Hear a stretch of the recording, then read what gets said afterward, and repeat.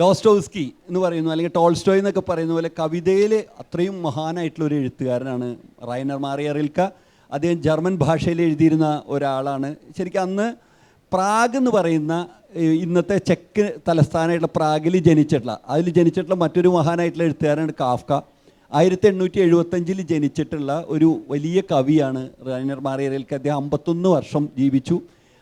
1926 December 26 അദ്ദേഹം മരിച്ചുപോയി. അതായത് ഈ വർഷം അദ്ദേഹത്തിൻ്റെ ചരമദിനം വയ്ക്കുകയാണെങ്കിൽ 100ാമത്തെ വാർഷികമാണ്. അങ്ങനെ ഈ പുസ്തകം ലോകത്തിലെ എഴുത്തുകാരുടെ ബൈബിൾ എന്ന പേരിലാണ് അറിയപ്പെടുന്നത്. ലോകത്തിലെ എഴുത്തുകാരുടെ വേദപുസ്തകമായിട്ട് അറിയപ്പെടുന്ന പുസ്തകമാണ് റൈനർ മാറിയ റിൽക്കയുടെ letters to a young poet, യുവകവിക്കുള്ള എഴുത്തുകൾ. ഈ പുസ്തകത്തിന് പറയുന്നതിന് മുമ്പ് ഞാനൊരു കാര്യം പറയാം. ഈ കത്തുകൾ 28 വർഷം മുമ്പ് ഞാൻ ആദ്യം തർജ്ജമ ചെയ്തിട്ടുണ്ട്. 28 വർഷം, 97 തർജ്ജമ ചെയ്തു. അതിൻ്റെ ഒരു സാഹചര്യം എന്താണെന്ന് വെച്ച് കഴിഞ്ഞാൽ, ഞാൻ അന്ന് കോഴിക്കോട് ജോലി ചെയ്യായിരുന്നു. അന്ന് ഈ പുസ്തകത്തിൽ പറയുന്ന പോലെ കര പറ്റാൻ ശ്രമിച്ചുകൊണ്ടിരിക്കുന്ന ഒരു സാഹിത്യ അഭയാർത്ഥിയായിരുന്നു ഞാൻ. എഴുത്ത് അയക്കും, പുതിയ എഴുത്തുകാരെ പോലെ കഥ ഒക്കെ തിരിച്ചു വരും, പിന്നെയും അയക്കും, പിന്നെയും തിരിച്ചു വരും. അങ്ങനെ ഒരു വലിയ നിരാശാജനകമായിട്ടൊരു കാലത്ത് ജീവിച്ചിരുന്ന ഒരു സമയത്ത് ഈ പുസ്തകം ഞാൻ ഇങ്ങനെ ഏലൂർ ലെൻഡി ലൈബ്രറി എന്ന് പറയുന്ന ഒരു ലൈബ്രറി ഉണ്ട്. അതിൽ 2 ആഴ്ച നമുക്കൊരു പുസ്തകം വയ്ക്കാം. ആ പുസ്തകം കിട്ടുകയും അതിൻ്റെ അസാധാരണമായിട്ടുള്ള കവിത്വം ആ ഭാഷയിലുള്ള അതുകൊണ്ട് തർജ്ജമ ചെയ്യാൻ ആരംഭിക്കുകയും ചെയ്തു. തർജ്ജമ ചെയ്യുമ്പോൾ കുറച്ച് സുഹൃത്തുക്കളെയൊക്കെ കാണിക്കുക. നമ്മുടെ ഒരു കഥ നേരിട്ട് ഒരാളെ കാണിക്കാനായിട്ട് നമുക്ക് വലിയ പ്രകടമായിട്ടുള്ള ഒരു അരക്ഷിതബോധമൊക്കെ ഉണ്ട് അന്ന്. അയക്കാൻ കൊടുക്കാൻ, അല്ലെങ്കിൽ കഥാപാത്രം ഈ പത്രക്കാർ തിരിച്ചയക്കുമ്പോൾ വലിയ വിഷമമൊക്കെ വന്നു. ഇതൊരു മഹാനിഷിദ്ധമായിട്ടുള്ള വിധിയാണെന്നൊക്കെ വിചാരിച്ചിട്ടാണ് നമ്മൾ ഇരുന്നിരുന്നത്. അപ്പോൾ അങ്ങനെയുള്ള സമയത്ത് ഈ കഥകളെ എഴുതുന്നതിൻ്റെ ഒപ്പം ഇത് വിവർത്തനം ചെയ്യുകയും ചില സുഹൃത്തുക്കൾ, അതുപോലെ വലിയ പത്രാധിപരായിട്ടുള്ള KC നാരായണനെ പോലെയുള്ള ആളുകളെയൊക്കെ ഇത് കാണിച്ചിട്ടുണ്ട്. കാരണം ഇത് വിവർത്തനമാണല്ലോ, എൻ്റെ അല്ലല്ലോ, റൈനർ മാറിയ റിൽക്ക എഴുതുന്നതാണ്. അതുകൊണ്ട് അങ്ങനെ കാണിച്ചാൽ പ്രസിദ്ധീകരണം ലഭിക്കാതെ പോയെങ്കിൽ ഞാൻ അത് വിവർത്തനം ചെയ്തു. ഒരു 5-6 മാസമൊക്കെ എടുത്ത് വിവർത്തനം ചെയ്തു. അന്ന് പ്രസാധകരൊന്നും ഇതിന് തയ്യാറായില്ല. 2004 ഇപ്പോൾ മാതൃഭൂമിയുടെ ബുക്സിലെ മാനേജറായിട്ടുള്ള നൗഷാദ് പാപ്പിയോൺ ബുക്സിലായിരുന്നു അന്ന്. അദ്ദേഹമാണ് അത് പുസ്തകമാക്കി പ്രകാശനം ചെയ്ത് തൃശ്ശൂർ വെച്ച് CV ബാലകൃഷ്ണൻ എന്ന നമ്മുടെ മലയാളത്തിലെ വലിയ എഴുത്തുകാരനാണത് പ്രകാശനം ചെയ്തത്. ഇപ്പോൾ അത് വന്നതിന് ശേഷം പിന്നീട് ഒരു തവണ കൂടി ഈ പുസ്തകം 2ാമത് പ്രിൻ്റ് വന്നു. ഭാഷ ഇൻസ്റ്റിറ്റ്യൂട്ടിലായിരുന്നു വന്നത്. ഈ 2 പ്രിൻ്റിലും ചില തെറ്റുകൾ വന്നുകൂടി. അന്ന് ഇൻ്റർനെറ്റുള്ള കാര്യമല്ല, കാലമല്ല. ഒരു വളരെ ഫാക്ച്വലായിട്ടുള്ള ചില തെറ്റുകൾ ഈ പുസ്തകത്തിലുണ്ടായിരുന്നു. വലിയധികം ഇല്ല, 1-2 തെറ്റുകൾ. അത് നമുക്ക് ഞാനത് മറക്കാൻ ആഗ്രഹിക്കുന്ന കാര്യമാണ്. അതായത് ചിലർക്ക് അറിയായിരുന്നു, അത് പറഞ്ഞൊന്നുമില്ല. അപ്പോൾ അതുകൊണ്ട് ഈ പുസ്തകം ആളുകൾക്ക് കൊടുക്കുമ്പോൾ ഞാൻ ആ ഭാഗത്തെ തെറ്റ് തിരുത്തി കൊടുക്കാറുണ്ട്. അതെല്ലാ പുസ്തകത്തിനും പറ്റില്ലല്ലോ, നമ്മൾ നേരിട്ട് കൊടുക്കുന്നവർക്ക് പറ്റുള്ളൂ. അപ്പോൾ ഇതിൻ്റെ ഉള്ളിലൊരു ചെറിയ മുറിവായിട്ട് അങ്ങനെ ചെയ്യാൻ പാടില്ലായിരുന്നല്ലോ, അല്ലെങ്കിൽ അന്ന് അറിവില്ലായ്മ കൊണ്ടാണ് അങ്ങനെ ചെയ്യാതെ വരുന്നു. കുറേ വർഷങ്ങൾക്ക് ശേഷം ഈ തപോമയൊക്കെ കഴിഞ്ഞതിന് ശേഷം ഈ പുസ്തകം വീണ്ടും ഞാൻ വായിച്ചു നോക്കിയപ്പോൾ വേറൊരു തർജ്ജമ വന്നു. അപ്പോൾ അതൊന്ന് വീണ്ടും തർജ്ജമ ചെയ്താൽ എന്താ കുഴപ്പം എന്നുള്ളതിനെ ആലോചിച്ചു. എന്നെ അസാധാരണമായി സ്വാധീനിച്ചിട്ടുള്ളൊരു പുസ്തകമാണ് റൈനർ മാറിയ റിൽക്കയുടെ ഈ യുവകവിക്കുള്ള കത്തുകൾ. അതിൻ്റെ ഭാഷയുടെ സൗന്ദര്യം കൊണ്ട്, അതിൻ്റെ ആശയങ്ങളുടെ ഒരു സൗന്ദര്യം കൊണ്ടൊക്കെ എന്നെ വളരെയധികം സ്വാധീനിച്ചിട്ടുള്ള പുസ്തകമാണ്. അതുകൊണ്ട് ഞാൻ കഴിഞ്ഞ വർഷം, അപ്പോൾ അതെന്നെ സഹായിച്ചത് ഷിബു മുഹമ്മദാണ്, ദേശാഭിമാനിയിലെ എഡിറ്റർ. അദ്ദേഹം പറഞ്ഞു നമുക്കൊന്ന് സീരിയലൈസ് ചെയ്യാമെന്ന് പറഞ്ഞു. അങ്ങനെ ഞാനത് വീണ്ടും തർജ്ജമ ചെയ്യുകയും അത് കൊടുക്കുകയും ചെയ്തു. അതിനകത്ത് വേറൊരു കാര്യമുണ്ട്. ആ സമയത്ത് ഈ കത്തുകൾക്ക് ഓരോ കത്തിനും ഒരു ചരിത്രമുണ്ട്. എന്തുകൊണ്ട് ഈ കത്തെഴുതി, ഈ കത്തെഴുതുമ്പോൾ റിൽക്ക എന്താണ് ചെയ്തിരുന്നത്, അദ്ദേഹം എവിടെയാണ് താമസിച്ചിരുന്നത്, ഈ കാര്യങ്ങളൊക്കെ വിശദീകരിക്കുന്ന പുസ്തകങ്ങൾ ഇറങ്ങിയിരുന്നു. ആ പുസ്തകങ്ങൾ നോക്കി അതൊക്കെ ഞാൻ ഈ പ്രാവശ്യത്തെ തർജ്ജമയിൽ വ്യത്യാസമുള്ളത് എന്താ വെച്ച് കഴിഞ്ഞാൽ, അന്ന് ചെയ്തതിനേക്കാൾ ഓരോ കത്ത് കൊടുക്കുന്നുണ്ട്. ഈ കത്ത് എഴുതാനുള്ള സാഹചര്യം, ഈ കത്തിന് വരുന്ന പേരുകൾ, ആ പേരുകളുടെയൊക്കെ പ്രത്യേകതകൾ, അതായത് ഈ ഒരാൾ ഇപ്പോൾ ഒരു ഉദാഹരണം പറഞ്ഞ റിച്ചാർഡ് ഡീമൽ എന്ന് പറഞ്ഞിട്ട് ഒരാളുടെ പേര് പറഞ്ഞു, അദ്ദേഹം ആരായിരുന്നു എന്ന് പറയുന്നുണ്ട്. അതുകൂടാതെ ഈ ഇന്ന് ഇൻ്റർനെറ്റൊക്കെ ഉള്ളതുകൊണ്ട് ഈ തർജ്ജമയിൽ വരുന്ന എഴുത്തുകാരുടെ പേര്, സ്ഥലങ്ങളുടെ പേരൊക്കെ ഉച്ചാരണം എന്താണ്, പുതിയ രീതിയിലുള്ള ഉച്ചാരണങ്ങൾ നമ്മളത് കേൾക്കുകയും അതേപോലെ പരമാവധി അത് ഉപയോഗിക്കുകയും ചെയ്തിട്ടുണ്ട്. അന്നുള്ള ഞാനല്ല, ഞാൻ 28 കൊല്ലം മുമ്പ് വിവർത്തനം ചെയ്ത ഞാനല്ല അത്. അപ്പം എൻ്റെ കാര്യമല്ല ഞാൻ പറയുന്നത്, എന്നാലും വ്യത്യാസങ്ങളുണ്ട്. ഞാൻ അതിനുശേഷം 2 തവണയായിട്ട് 80 ദിവസത്തിലധികം യൂറോപ്പിൽ യാത്ര ചെയ്തിട്ടുണ്ട്. അപ്പോൾ ഈ റിൽക്ക വലിയൊരു അലച്ചിലുകാരനായിരുന്നു. അദ്ദേഹം വളരെ ദരിദ്രമായ സാഹചര്യങ്ങളിൽ ജീവിച്ചിരുന്ന ഒരാളാണ്. അദ്ദേഹം തൻ്റെ ചെറിയ പ്രായത്തിൽ തന്നെ പാരീസിലേക്ക് പോവുകയും അത് ഈ ചെക്ക് പ്രാഗിലാണ് ജീവിച്ചിരുന്നത്. അവിടുന്ന് പാരീസിൽ പോകുന്നു, പാരീസ് അദ്ദേഹത്തെ മടുപ്പിക്കുന്നു, റോമിൽ പോകുന്നു, റോം അദ്ദേഹത്തെ മടുപ്പിക്കുന്നു. ഇങ്ങനെ ഒരു അലയുന്ന ആത്മാവായിട്ട് നടക്കുകയാണ് ഈ റിൽക്ക. അതുപോലെ തന്നെ അദ്ദേഹം ഈ വോപ്സിയുടെ എന്ന് പറയുന്ന ഒരു ജർമ്മൻ പട്ടണത്തിലെ കലാകാരന്മാരുടെ കോളനിയിൽ താമസിക്കുന്നു, സ്വീഡനിൽ പോകുന്നു, ആളുകളോട് എനിക്കൊരു സ്ഥലം തരണമെന്ന് ആവശ്യപ്പെടുന്നു. ഇങ്ങനെ സകല സ്ഥലത്തും ചെല്ലുന്നു. അത് സ്ഥലങ്ങളിലേക്ക് മാത്രമല്ല, മനുഷ്യരിലേക്ക് അദ്ദേഹം അലയാണ്. അദ്ദേഹം ഒഗസ്തോ റുദോങ് എന്ന് പറയുന്ന വലിയ ശില്പി ഉണ്ട്. നിങ്ങൾ തിങ്കർ എന്നുള്ള ശില്പം കണ്ടിട്ടുണ്ട്. റോഡിന്ന് എഴുതുക, റൊദോങ് എന്നാണ് പറയുന്നത്. ആ ഫ്രഞ്ച് ശില്പിയുടെ ഒരു ജീവചരിത്രം എഴുതാനായിട്ട് അദ്ദേഹത്തിൻ്റെ അടുത്ത് പോയി താമസിക്കുക. അന്ന് 60 വയസ്സുണ്ട് ഈ ശില്പിക്ക്. മഹാനായ ശില്പിയാണ് അദ്ദേഹം. വലിയ ലോകം മുഴുവൻ അറിയിരുന്നു. വലിയ കർശനമായ നടപടികളുള്ള ആളാണ്. കൃത്യമായി വരണം, ഭയങ്കരമായ അച്ചടക്കത്തോടെ ജീവിക്കണം. ഇങ്ങനെ അങ്ങനെ അത് പറ്റില്ല. എന്നാലും ഇദ്ദേഹം അതിൻ്റെ കൂടെ നിൽക്കുന്നു. വലിയ വലിയ എഴുത്തുകാരുടെ കൂടെ പോകുന്നു. അതുപോലെ വലിയ മനുഷ്യരിലേക്ക് എത്തുന്നു. പല അദ്ദേഹത്തിന് ഒരുപാട് പെൺസുഹൃത്തുക്കളുണ്ടായിരുന്നു. ഒരാളെ അദ്ദേഹം ക്ലാരസ് വെസ്റ്റോഫ് എന്ന് പറയുന്ന ഒരാളെ കല്യാണം കഴിക്കുന്നു. പല ആളുകളായിട്ടും അദ്ദേഹത്തിന് പല വിചിത്രമായിട്ടുള്ള ചില ബന്ധങ്ങളുണ്ടാകും. റഷ്യയിൽ പോകുന്നു. റഷ്യയിൽ പോയി ടോൾസ്റ്റോയെ കാണുന്നു, പാസ്റ്റർനാക്കിൻ്റെ അച്ഛനെ കാണുന്നു. ഇങ്ങനെയൊക്കെ നിരന്തരം അലഞ്ഞുകൊണ്ടിരിക്കുകയാണ്. അദ്ദേഹത്തിനെ പറ്റിയിട്ട് അദ്ദേഹത്തിൻ്റെ സുഹൃത്തും റഷ്യൻ കവിയുമായിട്ടുള്ള മറിയ സ്വത്തേവ എന്ന് പറഞ്ഞിട്ട് ഒരു വലിയ കവിയുണ്ട്. അവർ പറഞ്ഞ ഒരു വാക്യം ഞാൻ പറയാം. ഞാൻ ഇഷ്ടപ്പെടുന്ന കവിയല്ല എന്നാണ് അദ്ദേഹം. ഞാൻ ഇഷ്ടപ്പെടുന്ന കവിയല്ല നിങ്ങൾ, കാരണം നിങ്ങൾ കവിതയാണ് എന്നാണ് പറയുന്നത്. അത്രയും ഒരു ഗംഭീരമായിട്ടൊരു പ്രോത്സാഹനം അല്ലെങ്കിൽ ഒരു വലിയ പ്രചോദനം നടത്തിയിട്ടുള്ള ഒരു വലിയ കവിയാണ് റിൽക്ക. അപ്പോൾ റിൽക്കയുടെ യുവകവിക്കുള്ള കത്തുകൾ എന്ന് പറയുന്നത് എന്താണെന്ന് വെച്ച് കഴിഞ്ഞാൽ, ഇദ്ദേഹത്തെ ഒരു മിലിറ്ററി അക്കാഡമിയിൽ കൊണ്ട് അച്ഛൻ ചേർത്തിട്ടുണ്ടായിരുന്നു. അച്ഛൻ കുറച്ച് കർശന, നമ്മളെല്ലാവരും മക്കളെ നന്നാവണം എന്ന് പറഞ്ഞ പോലെ അച്ഛനും അങ്ങനെ ചെയ്തിട്ടുണ്ടാവും. അദ്ദേഹം സൈനിക ബന്ധമുള്ള ഒരാളാണ്. ഇവിടെ കൊണ്ട് ചേർത്തപ്പോൾ സ്വാഭാവികമായിട്ടും ഈ റിൽക്കെ പോലത്തെ ഒരാൾക്ക് ഒരിക്കലും പറ്റാത്ത ഹെർമൻ ഹെസക്ക് ഒരു പ്രശ്നം ഉണ്ടായിട്ടുണ്ട്. അദ്ദേഹത്തെ സെമിനാരിയിൽ കൊണ്ട് ചേർത്തു.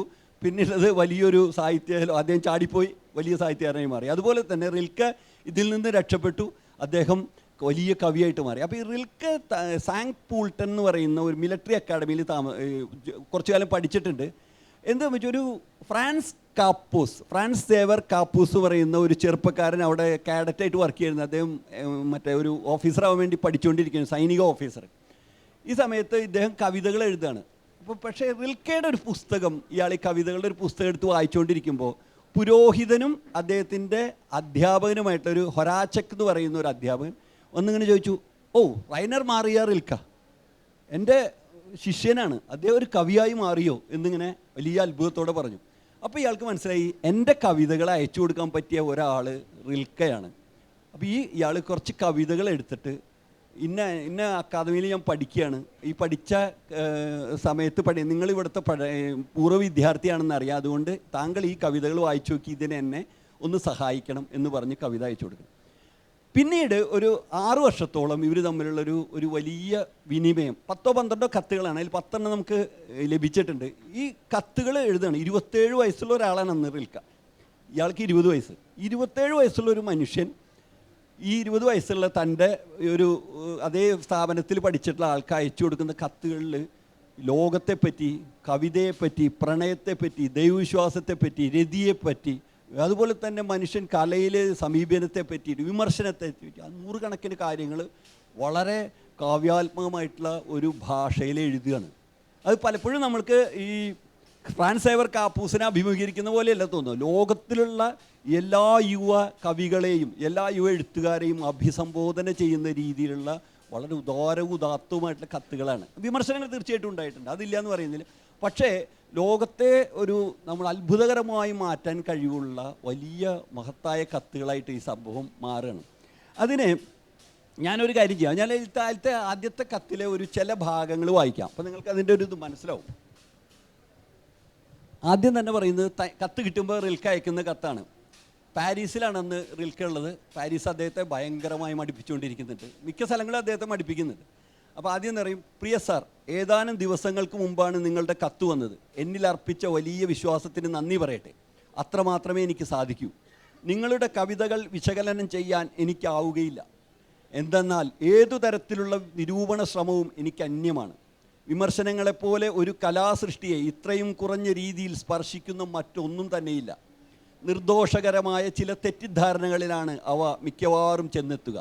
ആളുകൾ നമ്മെ വിശ്വസിപ്പിക്കാൻ ശ്രമിക്കുന്നത് മാതിരി തൊട്ടറിയാനാവുന്നതോ വിശദീകരിക്കാനാവുന്നതോ ഒന്നുമല്ല സംഗതികൾ. ഭൂരിഭാഗം അനുഭവങ്ങളും പറഞ്ഞു ഫലിപ്പിക്കാനാവാത്തവയാണ്. ഒരു വാക്കുപോലും കടന്നു ചെന്നിട്ടില്ലാത്ത ഒരിടത്താണ് അവയെല്ലാം സംഭവിക്കുന്നത്. കലാസൃഷ്ടികളുടെ കാര്യം അതിലും പ്രയാസമാണ്. നമ്മുടെ ഹ്രസ്വവും ക്ഷണികവുമായ ജീവിതത്തെയും കവിഞ്ഞു നിൽക്കുന്ന ദുരൂഹമായ അസ്തിത്വങ്ങളാണ് അവ. ഈ വാക്കുകളിലൊക്കെ നമുക്ക് ഒരു തരം വളരെ അബ്സ്ട്രാക്റ്റ് എന്നൊക്കെ പറയില്ലേ, നമുക്കങ്ങനെ കൃത്യമായിട്ട് രേഖപ്പെടുത്താനാവാത്ത ചില വികാരങ്ങളാണ് അതിൽ ഉദ്ദേശിക്കുന്നത്. അതിലൊരു കാര്യങ്ങൾ വേറൊരു കാര്യം പറയുന്നുണ്ട്, പ്രണയകാവ്യങ്ങൾ അരുത് എന്ന് പറയുന്നത്. പ്രണയകാവ്യങ്ങൾ എഴുതരുതെന്ന് ആൾക്കാരോട്, ഇവിടെയുള്ള ആൾക്കാരോടൊക്കെ പറയാൻ പറ്റുമെന്ന് എനിക്ക് അറിഞ്ഞുകൂടാ. പ്രണയകാവ്യങ്ങൾ അരുത്, അവയുടെ നിർമ്മിതി ദുഷ്കരമാണ്.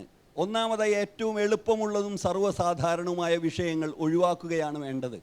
ശ്രേഷ്ഠമായ പ്രണയകാവ്യങ്ങളുടെ സമൃദ്ധമായൊരു പാരമ്പര്യം നിലനിൽക്കുന്നതിനാൽ മൗലികമായൊരു സൃഷ്ടി സാധ്യമാവുന്നതിന് ഉന്നതവും പരിപക്വവുമായ സർഗാത്മക ഊർജം സംഭരിക്കേണ്ടതുണ്ട്.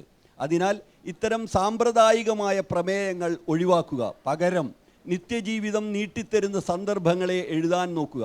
സങ്കടങ്ങളെയും അഭിലാഷങ്ങളെയും മനസ്സിലൂടെ മനോഹാരിതയോടെ മിന്നിമായുന്ന ചിന്തകളെയും ഹൃദയസ്പർശിയായി വിനീതമായ ആത്മാർത്ഥതയോടെ ചിത്രീകരിക്കാൻ ശ്രമിക്കുക. പിന്നെ പറയുന്നുണ്ട്, നിത്യജീവിതം ശുഷ്കമാണെന്ന് തോന്നുന്നുണ്ടെങ്കിൽ അതിനെ പഴിക്കാതിരിക്കുക. എഴുത്തുകാർക്ക് അങ്ങനെ തോന്നുന്നു, എനിക്ക് എഴുതാൻ പറ്റുന്നില്ല, അല്ലെങ്കിൽ കേരളത്തിൽ യുദ്ധം ഉണ്ടാവുന്നില്ല അതുകൊണ്ട് നോവൽ എഴുതാൻ പറ്റുന്നില്ല എന്നൊന്നും പറയുന്നതല്ല. അപ്പോൾ അതിനെ പഴിക്കാതിരിക്കുക, പകരം സ്വയം പഴിക്കുക. ജീവിതത്തിൻ്റെ ധന്യതയെ ആവിഷ്കരിക്കാൻ പോകുന്ന ഒരു കവിയായിട്ടില്ല നിങ്ങൾ എന്ന് തിരിച്ചറിയുക. എന്തെന്നാൽ ഒരു സ്രഷ്ടാവിനെ സംബന്ധിച്ചിടത്തോളം വിഷയദാരിദ്ര്യമോ ദരിദ്രമായ സാഹചര്യങ്ങളോ ഒന്നുമില്ല. ലോകത്തിൻ്റെ, അതാണ് വലിയ പ്രധാനപ്പെട്ട ഒരു സാധനം, ലോകത്തിൻ്റെ ശബ്ദങ്ങളൊന്നും തന്നെ കടന്നു വരാൻ അസാധ്യമായൊരു തടവറയിലാണ് നിങ്ങൾ അകപ്പെട്ടിരിക്കുന്നത് എന്നുണ്ടെങ്കിൽ പോലും വിലമതിക്കാനാവാത്ത രത്നം പോലെ ഓർമ്മകളുടെ നിധിപ്പുരയായി സ്വന്തം ബാല്യകാലമുണ്ടല്ലോ. മുഴുവൻ ശ്രദ്ധയും അങ്ങോട്ട് തിരിക്കൂ. അപാരമായ ഭൂതകാലത്തിൻ്റെ നിമഗ്ന വികാരങ്ങളെ ഉയർത്തിക്കൊണ്ടുവരൂ. നിങ്ങളുടെ വ്യക്തിത്വം കൂടുതൽ ഊർജ്ജസ്വലമാവുകയും ഏകാന്തത കൂടുതൽ വിസ്തൃതമായി അന്യരുടെ ശബ്ദങ്ങളെല്ലാം വിദൂരതയിലേക്ക് മറിയുന്ന ഒരു സാന്ധ്യഭവനമായി തീരുകയും ചെയ്യും. ഇങ്ങനെ ഈ ഉൾനോട്ടത്തിൽ നിന്നും ആത്മാവിലെ ഈ അഗാധതയിൽ നിന്നും കവിതകൾ രൂപം കൊള്ളുകയാണെങ്കിൽ അവ നന്നോ എന്ന് ചോദിക്കാൻ നിങ്ങൾക്ക്, അവ അന്വേഷിക്കേണ്ടതായി നിങ്ങൾക്ക് വരില്ല. ആനുകാലികങ്ങളെ, അത് ശ്രദ്ധിക്കേണ്ടതാണ് എഴുത്തുകാരൊക്കെ, ആനുകാലികങ്ങളെ പ്രീതിപ്പെടുത്തേണ്ടതായും വരില്ല. അവയെല്ലാം നിങ്ങളുടെ പ്രിയങ്കരമായ സമ്പാദ്യങ്ങളാവും, ജീവിതത്തിൻ്റെ ഖണ്ഡവും ശബ്ദവുമായി മാറും. ഇങ്ങനെ ഇപ്പോൾ ഇത് നിങ്ങൾ ശ്രദ്ധിച്ചിട്ടുണ്ടായിരിക്കും, ഇത് ദീർഘമായ വാക്യങ്ങളാണ്, മനോഹരമായിട്ടുള്ള വാക്യങ്ങളാണ്, ദീർഘമായ, അത് എളുപ്പമല്ല. ഇത് ഇംഗ്ലീഷിൽ ഞാൻ തന്നെ ഒരു 7ഓളം തർജ്ജമകൾ ഇപ്പോൾ കണ്ടിട്ടുണ്ട്. ഇപ്പോൾ ജിഷ്ണുവിൻ്റെ അടുത്ത് പുതിയൊരു തർജ്ജമ ഇപ്പോൾ കണ്ടു, പഴയ തർജ്ജമയാണ്. ഞാൻ റിച്ചാർഡ് ദീമൽ എന്ന് പറയുന്ന ഒരാളുടെ ചെയ്തിരുന്നത്. ഈ തർജ്ജമകൾ ഇങ്ങനെ നിരന്തരം മാറിക്കൊണ്ടിരിക്കുകയാണ്. ഇദ്ദേഹം ഈ കവിത ഇത് കഴിഞ്ഞ് ഇദ്ദേഹം മരിച്ചു 26-ൽ, 29-ലാണ് ആദ്യമായിട്ട് പ്രസിദ്ധീകരിക്കുന്നത്. ആരും ശ്രദ്ധിച്ചില്ല, സ്വാഭാവികമായിട്ട് ശ്രദ്ധിക്കാതിരുന്നു. വർഷങ്ങൾ കഴിഞ്ഞ് ഈ കൾച്ചറിൻ്റെ കൗണ്ടർ കൾച്ചറിൻ്റെ കാലം ഉണ്ടായി. നമ്മുടെ 60-കളിൽ വിയറ്റ്നാം യുദ്ധം വരുന്നു, മറ്റു വരുന്നു, ഹിപ്പികൾ വരുന്നു, ബീറ്റിൽസ് വരുന്നു. ഈ സമയത്ത് 2 വലിയ എഴുത്തുകാർ വീണ്ടെടുക്കപ്പെട്ടു. ഒന്ന് ഹെർമൻ ഹെസ്സെയാണ്, നേരത്തെ പറഞ്ഞ സെമിനാരി ചാടിപ്പോയ ജർമ്മൻകാരൻ. രണ്ടാമത്തെ ആൾ റിൽക്കെയാണ്. റിൽക്കയുടെ കത്തുകൾക്ക് അസാധാരണമായിട്ടുള്ള ഒരു ജനപ്രീതി പിന്നീട് ജപിച്ചു. പിന്നീട് ഒരിക്കലും ഇത് തിരിഞ്ഞു നോക്കിയിട്ടില്ല. അപ്പോൾ അതുകൊണ്ട് തന്നെ ഇതൊരു വേറെ രീതിയിൽ പറയുന്ന എഴുത്തുകാരൻ്റെ ബൈബിൾ എന്ന് പറയുന്നതിൽ യാതൊരു അത്ഭുതവുമില്ല. ഞാൻ എൻ്റെ പുസ്തകങ്ങൾ വാങ്ങാൻ ആരോടും പറയാറില്ല. പക്ഷെ നിങ്ങൾ ഈ പുസ്തകം, മലയാള തർജ്ജമ തന്നെ വേണമെന്നില്ല, നിങ്ങൾ ഈ പുസ്തകങ്ങൾ തീർച്ചയായിട്ടും എഴുത്തിലും വായനയിൽ താല്പര്യമുള്ള ആളുകൾ വായിക്കേണ്ടതാണ്, വാങ്ങേണ്ടതാണ്. അതാണ് അതിനെപ്പറ്റി ഒന്നാമതായിട്ട് പറയാനുള്ളത്. ഈ പുസ്തകം എഴുതുമ്പോൾ ഒരു വിഷയമുണ്ട്. ഇദ്ദേഹം വളരെ ദുഃഖകരമായിട്ടുള്ള പല സാഹചര്യങ്ങളിലൂടെ കടന്നുപോയിരുന്നു. സാമ്പത്തികമായിട്ട് വലിയ കാര്യങ്ങളൊന്നുമില്ല. ഈ നേരത്തെ പറഞ്ഞ മറിയ സെത്തേവ എന്ന് പറയുന്ന കവി, റഷ്യയിലെ കവി, സ്വന്തം മകളെ നോക്കാനില്ലാതെ അനാഥാലയത്തിൽ കൊണ്ടിരിക്കുന്നു. പട്ടിണി കൊണ്ട് മരിച്ചുപോയി ആ കുട്ടി. അങ്ങനെയുള്ള ഒരു കാലഘട്ടമാണത്. ഈ നമ്മൾ പറയുന്ന വ്യവസായ വിപ്ലവമൊക്കെ നടന്ന് ഇങ്ങനെ മുന്നോട്ട് വന്ന് ആകെ അടുത്ത 1-ാം ലോകയുദ്ധത്തിലേക്ക് അധികം കാലമൊന്നുമില്ല. അങ്ങനെ നിൽക്കുന്ന വളരെ ദുഃഖകരമായിട്ടുള്ള അവസ്ഥയിൽ ഈ മനുഷ്യൻ ലോകം മുഴുവൻ അലയുകയും ഈ പ്രാണന് തീ പിടിച്ച പോലെ അലഞ്ഞുകൊണ്ടിരിക്കുന്നു. അങ്ങനെ അലഞ്ഞ് തിരികുകയും ഓരോ സ്ഥലത്ത് നിന്ന് ഇതിനെപ്പറ്റി ആലോചിച്ച് കവിത, ഏകാന്തതയ്ക്കാണ് ആളുടെ ഏറ്റവും വലിയ വിഷയം, ഏകാന്തത. പിന്നെ ആൾ ഈ നമ്മുടെ ഇന്നത്തെ കാലത്ത് പൊളിറ്റിക്കൽ കറക്റ്റ്നെസ്സിനോടൊക്കെ എത്ര സജീവമായിട്ട് ബന്ധപ്പെട്ടിട്ടുണ്ടെന്ന് എനിക്കറിയില്ല. എന്ത് തന്നെയായാലും ഞാൻ പറയുന്നു, പൊളിറ്റിക്കലായിട്ട് ശരികൾ നമ്മൾ നോക്കേണ്ടതുണ്ട്. ലോകത്തിൻ്റെ കാലത്തോടൊക്കെ തീർച്ചയായിട്ടും നമ്മൾ പ്രതികരിക്കുന്നുണ്ട്. പക്ഷേ ഇതൊക്കെ ഉണ്ടാകുമ്പോഴും മൗലികമായിട്ടുള്ള സർഗാത്മകതയും മൗലികമായിട്ടുള്ള രചനാശേഷിയും ഒക്കെ വേണം. എത്ര വലിയ രാഷ്ട്രീയം പറഞ്ഞാലും അത് വേണ്ടതാണ്. അത് പഠിപ്പിക്കുന്ന ഒരു വലിയ അസാധാരണമായിട്ടുള്ള പുസ്തകമാണ് റൈനർ മാറിയ റിൽക്കെയുടെ ഈ യുവകവിക്കുള്ള കത്തുകൾ. അതുകൂടാതെ ഈ പുസ്തകം നിങ്ങൾ വായിച്ചാൽ നിങ്ങളുടെ ജീവിതം, ഞാനിതൊരു പുസ്തക വിപണിയായിട്ട് കണക്കാക്കല്ല കേട്ടോ, എൻ്റെ പുസ്തകം വായിക്കണമെന്ന് നിങ്ങളില്ല, വേറെ ഇംഗ്ലീഷിലെ പുസ്തകങ്ങൾ വായിച്ചാലും മതി. ഈ പുസ്തകം നിങ്ങൾ അസാധാരണമായി മാറ്റും. എന്നെ മാറ്റിയിട്ടുണ്ട്. എൻ്റെ ഭാഷയിൽ വലിയ വ്യത്യാസം വന്നിട്ടുണ്ട്. നിങ്ങൾ കുറേയെങ്കിലൊക്കെ വിനയുള്ള ആളുകളായിട്ട് മാറും. കാരണം വലിയ കുലപർവ്വതങ്ങൾ പോലെയുള്ള വലിയ എഴുത്തുകാർ നിൽക്കുന്നു. നമ്മൾ ചെറിയ മനുഷ്യരാണെന്നും അവരുടെ ഭാഷയും അവരുടെ വലിയ ചിന്തയ്ക്ക് മുമ്പിൽ നമ്മൾ വളരെ നിസ്സാരരായിട്ടുള്ള മനുഷ്യരാണെന്ന് മനസ്സിലാക്കാൻ വലിയ സാഹിത്യം വായിക്കുമ്പോൾ തീർച്ചയായിട്ടും അത് മനസ്സിലാവും. നമുക്ക് ആത്മവിശ്വാസം എഴുത്തുകാർക്ക് വേണം, ഒരു പരിധി വരെ അഹന്തയോളം എത്തുന്ന ആത്മവിശ്വാസം ഉണ്ടാവും എഴുത്തിൽ. പക്ഷെ ഇത് തീർച്ചയായിട്ടും നിങ്ങളെ വളരെയധികം സ്വാധീനിക്കാനുള്ള കഥയാണ്. ഇപ്പോൾ സുഭാഷ് വന്നിട്ടുണ്ട്. സുഭാഷ് ഈ പുസ്തകത്തിൻ്റെ ഒരു ആരാധകനാണ്.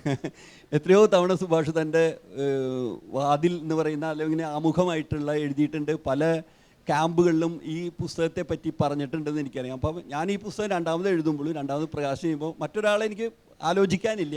ഞാനത് പറയല്ല, ഞങ്ങൾ തമ്മിൽ അങ്ങനെ ഇത് പറയേണ്ട കാര്യമുള്ള ആൾക്കാരല്ല. അപ്പോൾ അതുകൊണ്ട് സുഭാഷാണ് ഈ പുസ്തകത്തിൻ്റെ ഒരു പ്രകാശനം ഇവിടെ നിർവഹിക്കുക. അപ്പോൾ അതിനുള്ള കുറച്ച് കാര്യങ്ങൾ ഞാൻ നേരത്തെ പറഞ്ഞു വരുന്നതിന് മുമ്പ്. അപ്പോൾ അത് ആദ്യം നമുക്ക് ആർക്ക് കൊടുക്കാം ഈ പുസ്തകം എന്നുള്ള ഇവിടെ എഴുത്തുകാരായിട്ടുള്ള ഒരു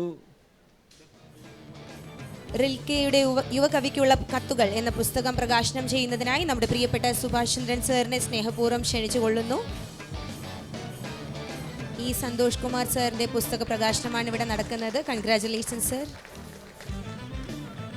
സുഭാഷ് സംസാരിക്കും. ഞാനിങ്ങോട്ട് കടന്നു വന്നപ്പോൾ സന്തോഷ് പറയുകയായിരുന്നു അഹന്തയോളം എത്തുന്ന ആത്മവിശ്വാസം. അപ്പോൾ എന്നെ പറ്റി പറയുകയാണെന്ന് ഞാൻ വിചാരിച്ചു. അപ്പോൾ അല്ല, അദ്ദേഹത്തെ പറ്റി കൂടി പറയുകയായിരുന്നു. അപ്പോൾ ഇത് മാതൃഭൂമി ഇറക്കുന്ന പുതിയ പതിപ്പാണ്, പുതിയ ട്രാൻസ്ലേഷനാണ്. അത് അദ്ദേഹം ആദ്യം ഒരു തവണ നിർവഹിച്ച ട്രാൻസ്ലേഷൻ ഞാൻ വായിച്ചതിൻ്റെ സന്തോഷവും ആദരവുമാണ് അദ്ദേഹത്തിന് മുമ്പ് പറഞ്ഞിരുന്നത്. അപ്പോൾ ഇങ്ങനെ അതിനകത്ത് അന്നുണ്ട് എന്ന് പിന്നീട് സന്തോഷിന് മനസ്സിലായിട്ടുള്ള കുറേ കേടുപാടുകളൊക്കെ പരിഹരിച്ച് ഏറ്റവും ഗംഭീരമായിട്ട് പുറത്തിറക്കിയിട്ടുള്ളതാണ് ഈ യുവകവിക്കുള്ള കത്തുകൾ എന്ന് പറയുന്നത്. റൈനർ മാറിയ റിൽക്കെ നിങ്ങൾക്കറിയാവുന്ന, അദ്ദേഹം പറഞ്ഞു കഴിഞ്ഞിട്ടുണ്ടാവും എങ്ങനെയാണ് കലയുടെ പൂർണ്ണതയ്ക്ക് വേണ്ടിയിട്ട് ഒരു എഴുത്തുകാരൻ ദാഹിക്കേണ്ടതെന്നും അത് സാക്ഷാത്കരിക്കേണ്ടത് എങ്ങനെയെന്നും. കാപ്പൂസ് അല്ലേ, കാപ്പൂസ് എന്ന് പറയുന്ന ഒരു യുവകവിക്ക്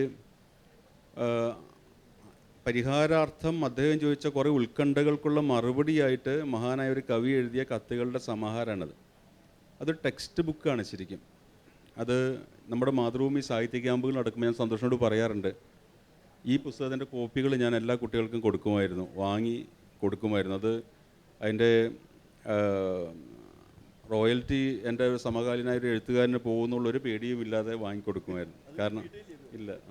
അപ്പോൾ ഇത് എല്ലാ കുഞ്ഞുങ്ങളും വായിക്കേണ്ട, കുഞ്ഞുങ്ങളെന്നല്ല, കവിതയെക്കുറിച്ചും സർഗാത്മകതയെപ്പറ്റിയും ധ്യാനിക്കുന്ന എല്ലാ മനുഷ്യരും അറിയേണ്ടുന്ന ഒരുപാട് കാര്യങ്ങളുള്ള പുസ്തകമാണ്. യുവ എഴുത്തുകാരുടെ ബൈബിൾ എന്ന് വിശേഷിപ്പിക്കപ്പെട്ട പുസ്തകമാണ്. ഇത് വീണ്ടും വീണ്ടും മറിച്ച് നോക്കി വായിക്കുമ്പോൾ ഞങ്ങൾക്ക് 55 ആയ ആളുകളാണ്. എങ്കിലും ഞങ്ങൾക്ക് ഇനിയും വായിച്ചാൽ വിവർത്തനം ചെയ്ത സന്തോഷം വിവർത്തനം ചെയ്യുന്ന സന്ദർഭത്തിലും പുതിയ വെളിച്ചങ്ങൾ കിട്ടിയിട്ടുണ്ടാവുമെന്ന് ഞാൻ കരുതുന്നു. രണ്ടാം വട്ടം വിവർത്തനം ചെയ്യുമ്പോൾ അത്രയും തികവുറ്റ അക്ഷരത്തിൽ നമ്മളൊരു ആൾ പുലർത്തേണ്ടുന്ന ആത്മസമർപ്പണത്തെ പറ്റിയുള്ള ഒരു പുസ്തകം കൂടിയാണിത്. അപ്പോൾ ഇത് ഈ വേരുകളൊക്കെ വിൽക്കുന്ന ലാടവൈദ്യന്മാർ പറയുന്നത് പോലെ ഓരോ തെരുവിൽ ഇത് കൊണ്ടുവച്ച് വിൽക്കണമെന്ന് എനിക്ക് ആഗ്രഹമുണ്ട്, എൻ്റെ പ്രിയപ്പെട്ട സന്തോഷ് കുമാറിന് വേണ്ടിയിട്ട് കൂടി. കാരണം അജ്ഞാതമായിട്ടുള്ള ദേശത്തെ ഒരു ഗംഭീരനായ കവി ലോകത്തിലെ മുഴുവൻ എഴുത്തുകാർക്കും വേണ്ടിയിട്ടുള്ള ഈ കത്തുകൾ നമ്മൾ ഓരോ കവലയിലും പോയി ഒരു മേക്ക് വെച്ചിട്ട് വിൽക്കണം എന്ന ആഗ്രഹമുള്ള ഒരാളാണ് ഞാൻ. അപ്പോൾ അത് നിങ്ങൾ തീർച്ചയായിട്ടും ഇത് വാങ്ങി വായിക്കും എന്ന് എനിക്ക് ഉറപ്പുണ്ട്. ഇങ്ങനെയൊരു പുസ്തകം പ്രകാശനം ചെയ്യാൻ ഞങ്ങളുടെ തലമുറയിൽ ഏറ്റവും തലപ്പൊക്കമുള്ള ഒരു എഴുത്തുകാരൻ എന്നെ തിരഞ്ഞെടുത്തതിൽ ഞാൻ ഏറ്റവും വലിയ തലപ്പൊക്കം ഞാനാണെന്ന് കരുതി നടക്കുമ്പോഴാണ് സന്തോഷിനെ കണ്ടത്. പിന്നെ ഞാനത് മാറ്റി ഏറ്റവും വലിയ തലക്കനം എനിക്കാണെന്ന് മാറ്റി. അപ്പോൾ അങ്ങനെ ഒരാൾ അദ്ദേഹത്തിൻ്റെ പുസ്തകം പ്രകാശനം ചെയ്യാൻ എന്നെ ക്ഷണിച്ചതിലും എന്നെ ഇതിനകത്ത് പങ്കെടുപ്പിച്ചതിലുള്ള നന്ദിയും സ്നേഹാദരങ്ങളും അറിയിക്കുന്നു. നിങ്ങൾ ഈ പുസ്തകത്തോട് ചെയ്യാവുന്ന ഒരു നന്ദി എന്ന് പറയുന്നത് ഈ പുസ്തകം വാങ്ങി വായിക്കുക എന്നുള്ളതാണ്. ഇത് വായിച്ചതിന് ശേഷം ഇതിൻ്റെ ഒറിജിനൽ നെറ്റിലും കിട്ടും, അതും വായിക്കാവുന്നതാണ്, കിട്ടും. അപ്പോൾ അത് പ്രത്യേകിച്ചും പുതിയ തലമുറയിലെ കുട്ടികൾ, അതുകൊണ്ടാണ് ഞാൻ ജിഷ്ണുവിനെ കണ്ടപ്പോൾ ആദ്യം അദ്ദേഹത്തിന് തന്നെ കൊടുക്കാം എന്ന് കരുതുന്നത്. കാരണം ജിഷ്ണുവൊക്കെയായിട്ട് ഞങ്ങൾ പലപ്പോഴും സംസാരിക്കുമ്പോൾ മുതിർന്ന എഴുത്തുകാരനാണെന്നുള്ള തെറ്റിദ്ധാരണ കൊണ്ട്, ഞാനൊരു മുതിർന്ന എഴുത്തുകാരൻ തെറ്റിദ്ധാരണ, ജിഷ്ണുവൊക്കെ പലതും ഇങ്ങനെ ചോദിക്കും, അതെങ്ങനെ ഇതെങ്ങനെയാണെന്ന് ചോദിക്കുമ്പോൾ എനിക്ക് പറഞ്ഞു കൊടുക്കാൻ പറ്റുന്നില്ല. കാരണം അതിനുള്ള വൈഭവമോ അതിനുള്ള ആത്മപ്രകാശമോ എൻ്റെ ഉള്ളിലില്ലാത്തതുകൊണ്ട് എനിക്ക് പലപ്പോഴും പ്രകാശിപ്പിക്കാൻ സാധിക്കുന്നില്ല. അതാണ് നമുക്കെല്ലാവർക്കും വേണ്ടിയിട്ട് പണ്ടേ എഴുതി വച്ചതെന്നുള്ള ഒരു അമിതമായിട്ടുള്ള സന്തോഷം എനിക്കുണ്ട്. സന്തോഷിനോടൊപ്പം ഒരു വേദിയിൽ ഇരിക്കാൻ പറ്റിയതിൻ്റെ സന്തോഷം ഉണ്ട്. സന്തോഷിൻ്റെ എല്ലാ പുസ്തകങ്ങളും, ഇപ്പോൾ വയലാർ അവാർഡ് നേടിയ പുസ്തകം അടക്കമുള്ള എല്ലാ പുസ്തകങ്ങളും നിങ്ങൾ വായിച്ചിട്ടുണ്ടാവുമെന്ന് എനിക്കറിയാം. എന്നാൽ സന്തോഷിനെ ആ കഥകളിലേക്കും ആ നോവലുകളിലേക്കും അതിൻ്റെ തികവോടെ എത്തിച്ച ഒരു ആധാര പുസ്തകമാണ് ഇതെന്നുള്ളതാണ് അതിൻ്റെ സന്തോഷം. അതായത് മഹാകവി PA നമ്മൾ എഴുത്തുകാരെന്ന് പറയാറുണ്ട്. അതിൽ ഉറൂബിനെ നമ്മൾ നോവലിസ്റ്റുകളുടെ നോവലിസ്റ്റ് എന്ന് പറയാറുണ്ട്. കാരണം അദ്ദേഹം മലയാളത്തിലെ ഏറ്റവും ഗംഭീരമായ നോവലിസ്റ്റാണെന്ന് ആരും പറയില്ല, പക്ഷേ എല്ലാ നോവലിസ്റ്റുകളും ബഹുമാനിച്ച നോവലിസ്റ്റാണ് ഉറൂബ്. കുഞ്ഞിരാമൻ നായർ മലയാളത്തിലെ ഏറ്റവും മികച്ച കവി എന്ന് ആരും പറയില്ല, പക്ഷേ എല്ലാ കവികളെയും പ്രലോഭിപ്പിച്ച കവിയാണ് കുഞ്ഞിരാമൻ നായർ. അതുപോലെ ലോകത്തെ മുഴുവനും സർഗാത്മക രചയിതാക്കളെയും പ്രചോദിപ്പിച്ച എഴുത്തുകാരനാണ് ഈ പുസ്തകം കത്തുകളുടെ രൂപത്തിൽ എഴുതിയത്. അത് വളരെ, കാഫ്ക തൻ്റെ കൃതികൾ മുഴുവൻ തനിക്ക് മാത്രം വായിക്കാനും അതിനുശേഷം കത്തിച്ച് കളയാനും വേണ്ടി എഴുതാണെന്ന് പറയുന്ന പോലെ ഏതോ അജ്ഞാതനായിട്ടുള്ള ഒരു കാപ്പൂസിന് അന്ന് അയച്ച കത്തുകൾ ഇപ്പോൾ നമ്മൾ 2026 ഈ മണ്ഡപത്തിലിരുന്നിട്ട് ചർച്ച ചെയ്യുന്നു എന്ന് പറഞ്ഞാൽ അതിൻ്റെ അത്ഭുതം ഒന്ന് ഓർത്തുക. അന്യമായ അദ്ദേഹത്തിന് അറിവില്ലാത്തൊരു ഭാഷയിൽ, മലയാളം എന്നൊരു ഭാഷ ഉണ്ടെന്ന് റിൽക്ക അറിഞ്ഞിട്ടേ ഇല്ല. മലയാളത്തിൽ ഇങ്ങനെ കുറേ എഴുത്തുകാരുണ്ടെന്ന് അദ്ദേഹം അറിഞ്ഞിട്ടില്ല. പക്ഷേ അദ്ദേഹം എഴുതിയ ആ വ്യക്തിപരമായ കത്തുകൾ നമ്മളിന്ന് ചർച്ച ചെയ്യുന്നു. മലയാളത്തിൻ്റെ മഹാനായ ഒരു എഴുത്തുകാരൻ വിവർത്തനം ചെയ്ത് നിങ്ങളിലേക്ക് എത്തിക്കുന്നു എന്ന് പറയുന്നത് വലിയ ഒരു ഭാഗ്യവും ഇതൊരു ധന്യ നിമിഷവുമായിട്ട് ഞാൻ കണക്കാക്കുന്നു. ഇതിൽ പങ്കെടുക്കാൻ സാധിച്ചുള്ള സന്തോഷം ഒരിക്കൽ കൂടി രേഖപ്പെടുത്തുന്നു. നമുക്കൊരു 2-3 മിനിറ്റ് കൂടി ഉണ്ട്. അപ്പോൾ ഞാൻ ഒരു കാര്യം പറയാം. 2-3 വർഷം മുമ്പ് എനിക്കൊന്ന് ഈ അശ്വിനൊക്കെ സമ്മാനം കിട്ടിയ ഒരു വിഷുപ്പതിപ്പ് മത്സരം സുഭാഷ് നടത്തുന്നുണ്ടായി ഇവിടെ മാതൃഭൂമി വീക്കിലിയിൽ.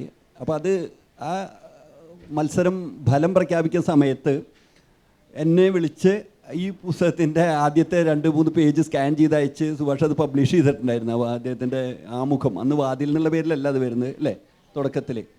അപ്പോൾ അത് ഉണ്ടായിരുന്നു. ഈ പുസ്തകത്തിൽ പ്രാധാന്യം ഞാൻ പറഞ്ഞു. ഇത് മറ്റേ ഈ സാഹചര്യങ്ങൾ, ഓരോ കത്തിനുള്ള സാഹചര്യം പറയുന്നുണ്ട്. അതുപോലെ തന്നെ ഈ കത്തുകൾക്ക് വന്ന വലിയ അനുരാഗങ്ങളും വിദ്വേഷങ്ങളും ഉണ്ട്. കത്തിനോട് വന്നാൽ അത് രണ്ടും ഒരു ലേഖനമായിട്ട് എഴുതിയിട്ടുണ്ട്. പിന്നെ അത് കൂടാതെ 2019 ഈ റിൽക്കയുടെ കത്തുകൾ, ഈ കാപ്പൂസിൻ്റെ കത്തുകൾ റിൽക്കയുടെ വീട്ടിൽ കിട്ടിയിട്ടില്ല, അത് കണ്ടെടുക്കപ്പെട്ടു 2019. അത് ഒരു ലേലത്തിലെ ആൾക്കാർ പിടിച്ചിരിക്കുകയാണ്. ഈ റിൽക്കയുടെ മകൾ റൂത്ത് എന്ന് പറഞ്ഞ് വളരെ ദരിദ്രമായിട്ടുള്ള അവസ്ഥയില്ല. അപ്പോൾ അവളെ സഹായിക്കാനായിട്ട് ഓപ്ഷൻ ചെയ്തു. ഈ ലേലത്തിൽ പിടിച്ച ഏതോ ഒരു അമേരിക്കക്കാരൻ കൊണ്ടുപോയി അതൊക്കെ തിരിച്ചു വരും. അതിനെ പറ്റിയിട്ടുള്ള ചെറിയ കുറിപ്പുകളൊക്കെ ഇതിലുണ്ട്. അദ്ദേഹം എഴുതിയ ഒരു കവിതയുടെ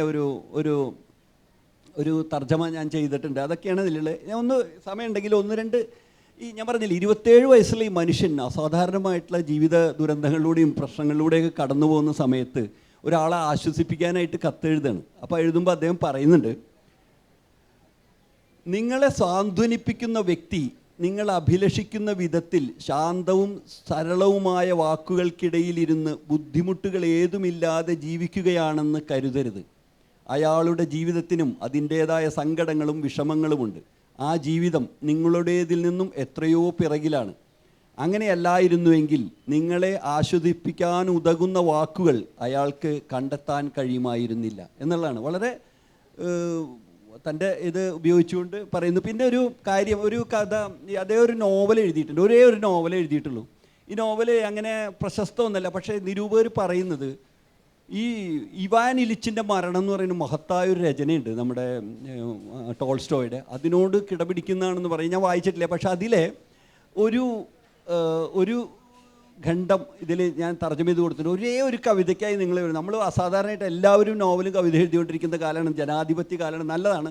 പക്ഷേ ഒരു കവിതയ്ക്ക് വേണ്ടി എത്രമാത്രം മനുഷ്യൻ ബുദ്ധിമുട്ടുന്നു എന്നും ഒരു വാക്കിന് വേണ്ടി പെടയുന്നു എന്നുള്ളതിൻ്റെ വളരെ വലിയൊരു ദൃഷ്ടാന്തമാണ് ആ വരി. അതും കൂടി ഒന്ന് ഞാൻ സമയമുണ്ടെന്ന് വിചാരിക്കുന്നു. ഒരേ ഒരു കവിതയ്ക്കായി തീരെ ചെറുപ്പത്തിൽ എഴുതപ്പെടുന്ന കവിതകൾ എത്ര അപക്വം. അതിനായി ഒരു ജീവിതം മുഴുവൻ, സാധിക്കുമെങ്കിൽ ഒരു നീണ്ട ജീവിതം തന്നെയും കാത്തിരുന്ന് പൊരുളും മധുരവും ശേഖരിക്കേണ്ടതുണ്ട്. ഒടുവിൽ ഒരാൾക്ക് മികച്ച ഒരു 10 വരി എഴുതാൻ കഴിഞ്ഞേക്കും. ആളുകൾ കരുതുന്നത് പോലെ കവിത വികാരങ്ങൾ മാത്രമല്ല. അവ ഒരാൾക്ക് ചെറുപ്പത്തിലേ ഉണ്ടാവും. വികാരങ്ങൾ, അനുഭവങ്ങളാണവ. ഒരൊറ്റ കവിതയ്ക്കായി നിങ്ങൾ അനേകം നഗരങ്ങൾ കാണണം, മനുഷ്യരെ, വസ്തുക്കളെ, മൃഗങ്ങളെ മനസ്സിലാക്കണം, പക്ഷികൾ പറക്കുന്നത് എങ്ങനെയെന്ന് അറിയണം, രാവിലെ വിടരുമ്പോൾ കുഞ്ഞു പൂക്കൾ ഉളവാക്കുന്ന ചലനങ്ങൾ അറിയണം, അപരിചിതമായ നാടുകളിലെ തെരുവുകൾ ഓർമ്മയിലെത്തണം, അവിചാരിതമായ കണ്ടുമുട്ടലുകൾ, മുന്നേ കരുതിയിരുന്ന വേർപാടുകൾ, ഇനിയും വിശദീകരിക്കാനാവാത്ത ബാല്യകാല ദിനങ്ങൾ, നിങ്ങൾക്കായി സ്നേഹം കൊണ്ടുവന്നപ്പോൾ അത് സ്വീകരിക്കാതെ നിങ്ങൾ വേദനിപ്പിച്ച അച്ഛനമ്മമാർ. നിങ്ങൾക്കത് മനസ്സിലായതേയില്ല, മറ്റാർക്കോ വേണ്ടിയുള്ള സന്തോഷമായിരുന്നു അത്. എത്രയും അപരിചിതമായി തുടങ്ങുകയും നിങ്ങളിൽ അഗാധമായ മാറ്റങ്ങൾ സൃഷ്ടിക്കുകയും ചെയ്ത കുട്ടിക്കാലത്തെ അസുഖങ്ങൾ, നിശബ്ദമായൊരു തടവ് പോലെ ഉൾവലിഞ്ഞ് മുറികൾക്കുള്ളിലെ നിവാസം, കടലിനടുത്തുള്ള വെളുപ്പാൻ കാലം, കടൽ തന്നെയും, സമുദ്രങ്ങൾ, രാത്രിയാത്രയുടെ കുതിപ്പുകളിൽ നക്ഷത്രങ്ങൾക്കൊപ്പമുള്ള സഞ്ചാരം. ഇതൊന്നും മതിയാവില്ല. ഓർമ്മകളുണ്ടായാലും പോരാ. ഓർമ്മകൾ അനേകമാവുമ്പോൾ അവയെ മറന്നു കളയാനാവണം. പിന്നെ അവ മടങ്ങിയെത്തും വരെയുള്ള കാത്തിരിപ്പിന് അളവറ്റ ക്ഷമ കാണിക്കണം. കാരണം ഓർമ്മകൾ കൊണ്ട് മാത്രം കാര്യമില്ല. അവ നിങ്ങളുടെ രക്തമായി തീരുമ്പോൾ, കാഴ്ചയും ചേഷ്ടയുമായി തീരുമ്പോൾ, പേരില്ലാതെ അറിയാനാവാത്ത വിധം നിങ്ങളിൽ ഉൾച്ചേരുമ്പോൾ, ആ അപൂർവ നേരങ്ങളിൽ, അപ്പോൾ മാത്രമേ അവയ്ക്കിടയിൽ നിന്നും കവിതയുടെ ആദ്യ വാക്ക് മുള പൊട്ടി വിടർന്ന് വരികയുള്ളൂ. ഇത് അദ്ദേഹത്തിൻ്റെ ആ novel notebooks of Malte Laurids Brigge എന്ന് പറയുന്ന ജർമ്മൻ നോവലിലുള്ള ഒരു ഭാഗമാണ്. ഇദ്ദേഹത്തിൻ്റെ മരണം നടന്നത് സ്വിറ്റ്സർലൻഡിലാണ്. റാറൺ എന്ന് പറയുന്ന പള്ളിയിൽ അദ്ദേഹത്തെ അടക്കം ചെയ്തു. അവിടെ ഒരു ചെറിയ കുറിപ്പ്, കുഴിമാടക്കുറിപ്പ് നമ്മൾ പറയില്ല, അത് വെച്ചിട്ടുണ്ട്. ആ കുറിപ്പ് അദ്ദേഹം മുമ്പ് തയ്യാറാക്കിയതാണ്. അതുപോലെ 27 തർജ്ജമ വന്നിട്ടുണ്ട്. ഇത് ദുരൂഹമായിട്ടുള്ള എഴുത്തുകളാണ് ഈ കഥ. അതുകൊണ്ടാണ് ഈ റിൽക്കയുടെ കത്തുകൾക്ക് അനേകം തർജ്ജമകൾ വരുന്നത്. അതിൽ ആ പറയുന്ന, ഞാൻ ആദ്യം തർജ്ജമ ചെയ്തിട്ടുള്ള കാര്യമല്ല, രണ്ടാമത് ഒരു മിനിറ്റ് കേട്ടോ. ഈ വാക്കുകൾ അവിടെ എഴുതി വെച്ചിട്ടുള്ള കുഴിമാടക്കുറിപ്പ് ഇതാണ്. Rose, oh pure contradiction, desire to be no one sleep beneath so many lids എന്നുള്ളതാണ്. അപ്പോൾ അന്ന് തർജ്ജമ ഞാൻ ഇപ്പോൾ മാറ്റി എഴുതി. പനിനീർപ്പൂ, പരിശുദ്ധ വൈരുദ്ധ്യം, എത്ര കണ്ണിമകൾക്കിടയിലും ആർക്കും നിദ്രയാവാതിരിക്കൽ നിന്നഭിലാഷം. ഇത്രയാണ് പറയാനുള്ളത്. അപ്പോൾ ഞാൻ സുഭാഷ് സ്നേഹത്തോടെ ചേർത്ത് പിടിക്കുന്നു. കാരണം സുഭാഷ് ഇതിൻ്റെ വളരെ വർഷങ്ങളായിട്ടുള്ള ഒരു ഇതിനെ നിർദ്ദേശിക്കുന്ന, എപ്പോഴും കുട്ടികൾക്ക് നിർദ്ദേശിക്കുന്ന ഒരാളാണ്. അപ്പോൾ ഈ സമയത്ത് ഞങ്ങൾ ശരിക്കും പറയുകയാണെങ്കിൽ ഡിസംബറിൽ മാതൃഭൂമിയുടെ ക്യാമ്പ് ഇവിടെ ഉണ്ടായിരുന്നു, വയനാട്. അവിടെ വെച്ച് ചെയ്യണമെന്ന് വെച്ചാൽ അവൻ്റെ ചില സാഹചര്യങ്ങൾ കൊണ്ട് എനിക്ക് പോകാൻ പറ്റിയില്ല. അതുകൊണ്ടാണ് ഇവിടെ ഫെസ്റ്റിവലിൽ ചെയ്തിട്ടുള്ളത്. അപ്പോൾ സുഭാഷ് നന്ദി. ഇവിടെ വന്ന് ഇതെല്ലാം കേട്ട നിങ്ങൾക്കെല്ലാവർക്കും നന്ദി. മഹാനായ റിൽക്കയ്ക്ക് വലിയ നന്ദി. മഹാനായ സുഭാഷ് ചന്ദ്രൻ.